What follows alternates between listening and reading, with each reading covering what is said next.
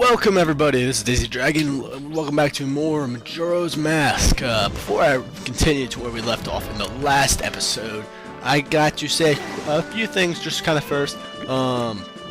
Whenever I finished doing this quest, I noticed that I was missing several things actually. My LP was in a very state of distress. I was missing a total of 4 heart pieces that I had collected on camera, but for some reason I didn't have on my save file. Due to partly of corrupt saves, I guess, or something, I don't know, or just not saving, I guess, and forgetting about it. And I was missing the Mask of Truth. I know I noticed that earlier, and I just never went back and got it. So I had to go back and get that. That's the first thing I did.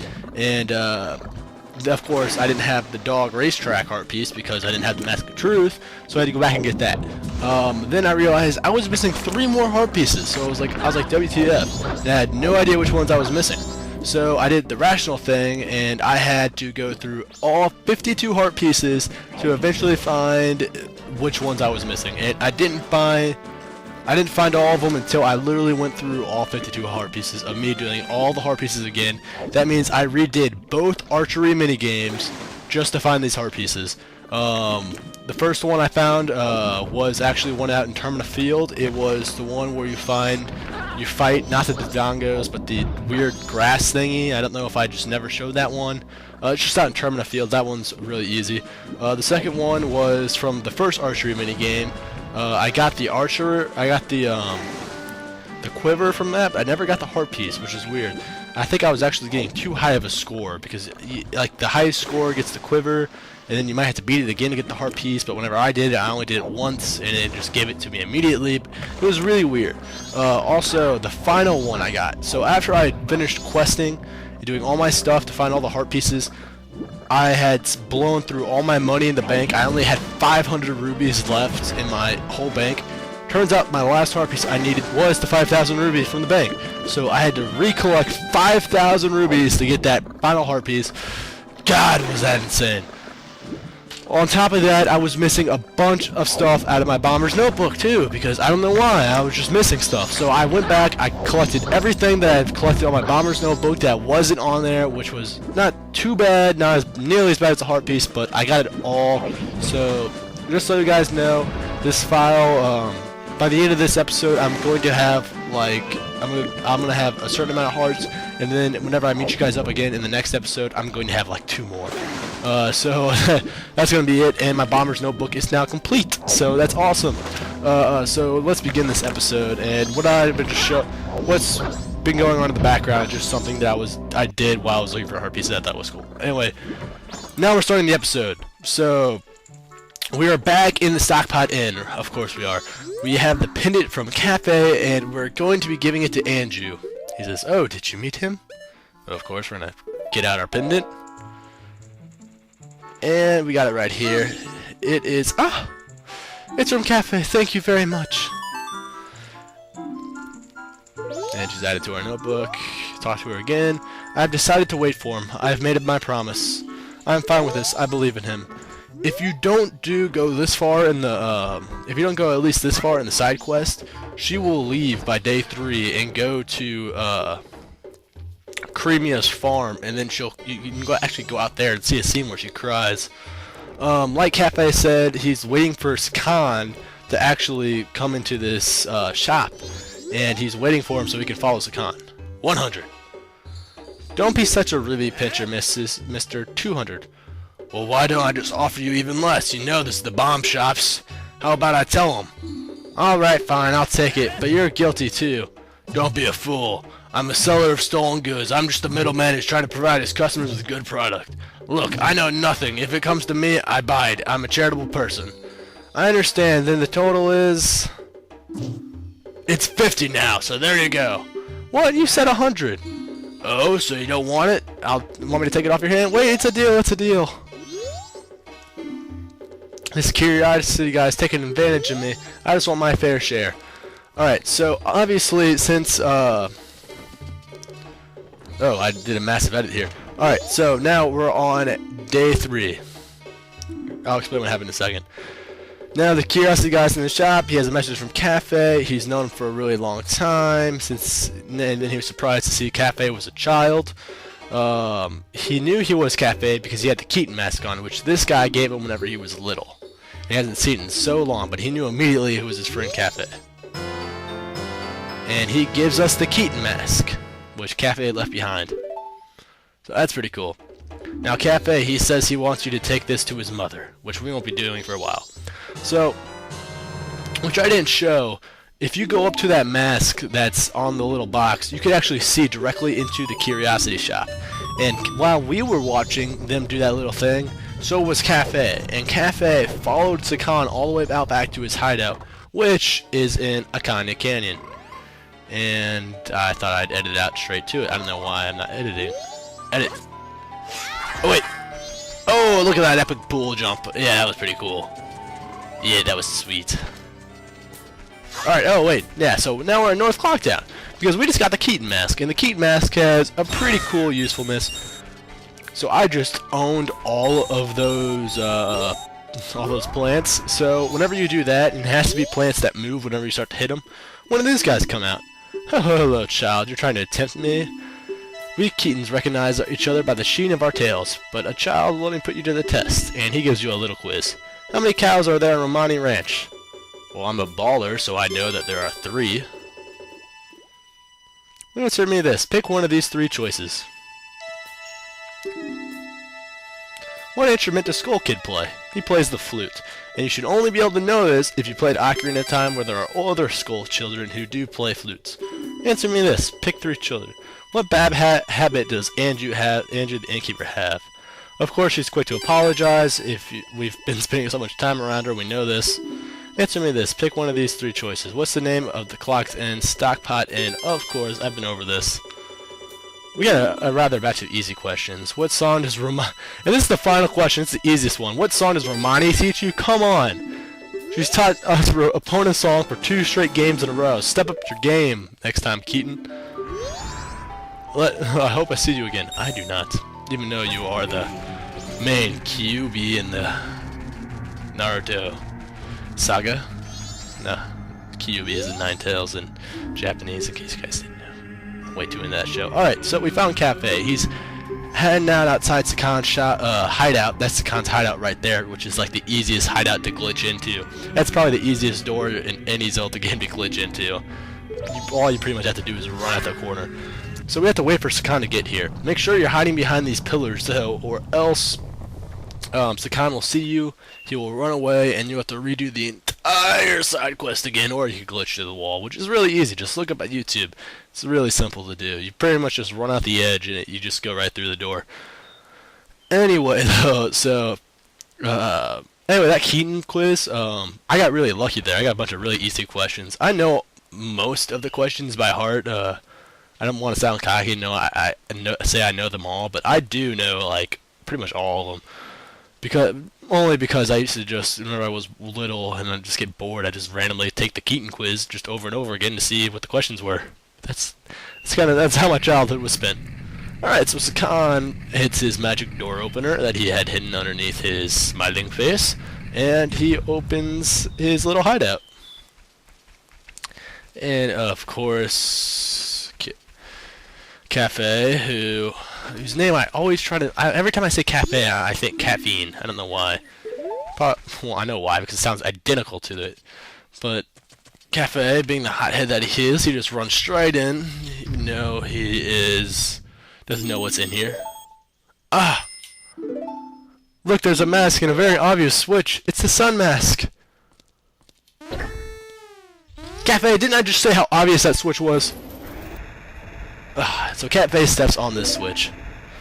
Now I've done it.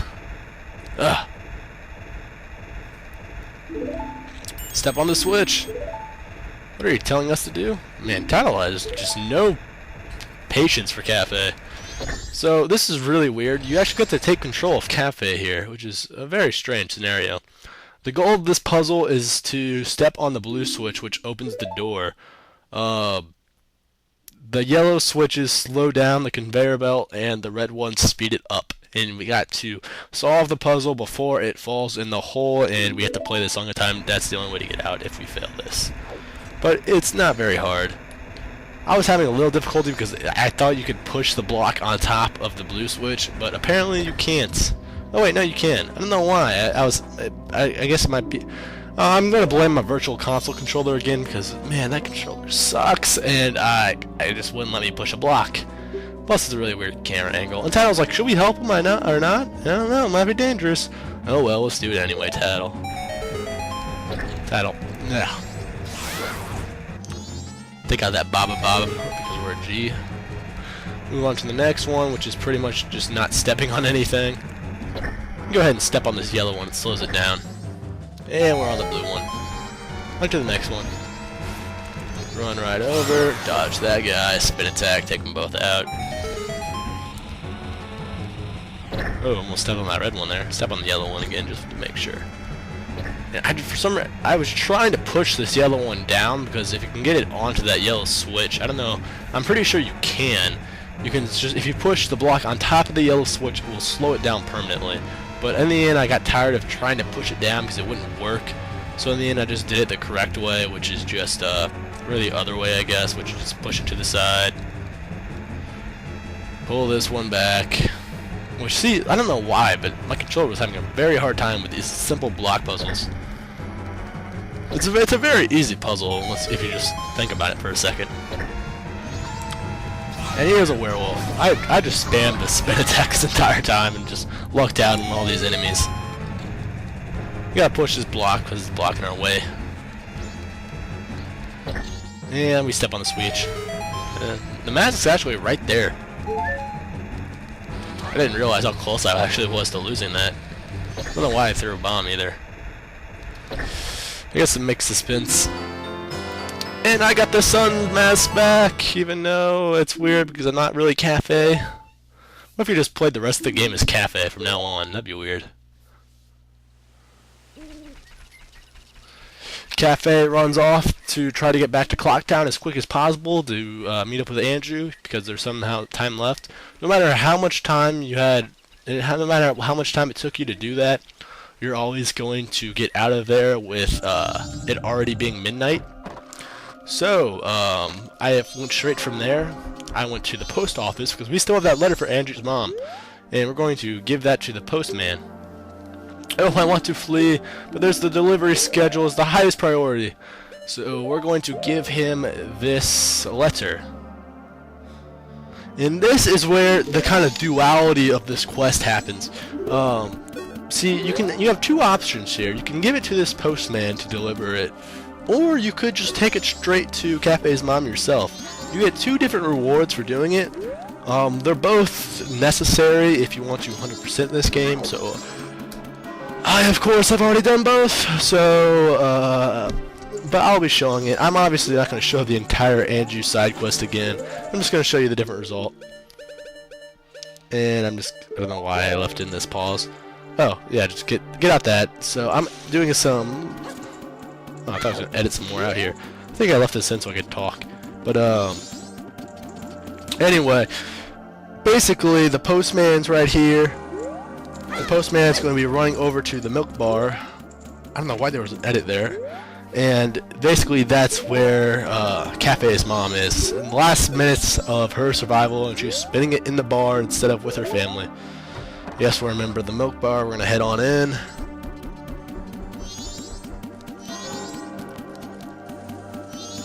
And we can listen into their conversation. I have a delivery for you, Miss Postmistress. Oh, it can't be. You're still here? Tomorrow's delivery is still scheduled. What are you saying? It's the sky. It's terrible. But, oh my. Well, what shall we do? It's from Cafe. It's priority mail. I'm so happy to think something good will come in the end. Thank you. Now, it's Flea. That's an order. Understood? So, this guy is very creepy because even though the world's about to end, he is still very strictly set to his ways of the post office, but that's what a government job will do to you. So now he's about to flee, taking his slow ass right over here to the wall, and we're gonna talk to him first. I've decided to flee. It's an order from the postmaster. I am free to go. I can now set my own schedule. I don't need this anymore. I'll let you have it. And he gives us his hat. Which is not really a mask, I would argue, but oh well. And look how he runs now. Now that he doesn't have the hat, he can run like that. The hat was holding him back. And this is when I noticed I didn't have the Mask of Truth. Man, that sucked. I had to go back and do all 30 Skulltulas. I did it in a much shorter time, though. Ka-ching, something other than a letter dropped in here. And with the postman hat, you can go to the mailbox and you can get a heart piece. Isn't that wonderful? Alright. So, though, we were just with Cafe a second ago, wondering where he's going. He's going to the Stockpot Inn, of course, to meet up with Andrew. Andrew, of course, is not going to be behind the counter. She's going to be up in her room, and this is the only time that her room will be unlocked. Most importantly, there's 100 rubies right here! Of course, that's what you're going to go for first. So once we have the 100 rubies, even though we already had maxed out rubies, you can find Andrew in here. I have decided to wait for him. I have made my promise. I'm fine with this. She's pretty much ready to die. This is her wedding dress. I always thought it was just a creepy mannequin. That's actually her mask that she was going to exchange with Cafe. I never knew this was supposed to be her wedding dress and that was supposed to be her mask. I always just thought that was something really creepy. Alright, so I waited in here for a couple minutes. Cafe's taking a sweet time, but he finally gets here. And I'm just standing in the middle very awkwardly. And she has her moon mask, and he has his sun mask. Drops down to knees. I have met you before. What familiar scent long, long ago. When you were still young, we made a promise, didn't we? The masks of the sun and the moon. We were going to exchange them on the Carnival of Time.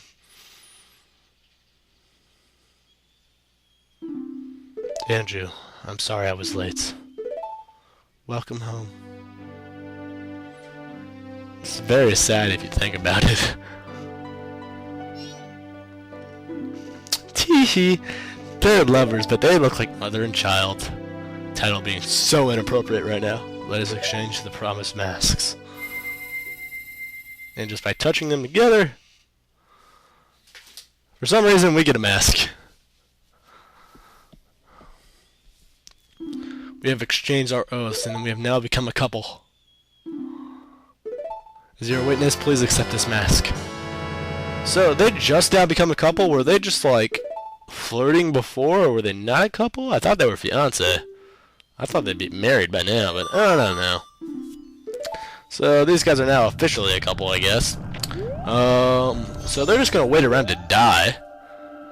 Please take this refuge. Please take refuge, we're fine here. We shall greet the morning together, and they'll just stay like that. Very sad. Anyway, so now we have a couple's mask. So it has one real use in this game. It looks, besides looking kind of cool. So we're going to go over to this mayor's room. And this is going to take a lot of talking. Alright.